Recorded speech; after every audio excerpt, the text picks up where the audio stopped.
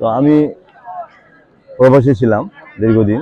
দেশে এসে যেটা বুঝলাম সেটা, আমি একজন ব্যবসায়ী এখন। তো বিগত 15 বছর যারা ফেসিসদের সাথে ছিল তারাই আসলে ব্যবসা বাণিজ্য করছে, বিভিন্ন ইলিগেল লিগেল সব কিছুই। বাকি যারা আছে সেটা যে দলই হোক, যে গোষ্ঠী হোক, তাদেরকে কিন্তু সঠিকভাবে ব্যবসা বাণিজ্য করতে দেয়নি। আমার জানার মতে অনেক অনেক প্রতিষ্ঠান আছে যে কোনো কারণ ছাড়াই ওরা প্রতিষ্ঠানের কর্মকর্তাদেরকে রেস্ট নিয়ে গেছে। কত কর্মকর্তারা জামাত ইসলাম করতেন না, এই জন্য অনেক প্রতিষ্ঠান তারা এইভাবে আক্রমণ করে বন্ধ করে দিয়েছেন এবং সেই অফিসারদিকে জেলে পুঁতে রেখেছেন। এমন পরিবেশ সৃষ্টি হয়েছে।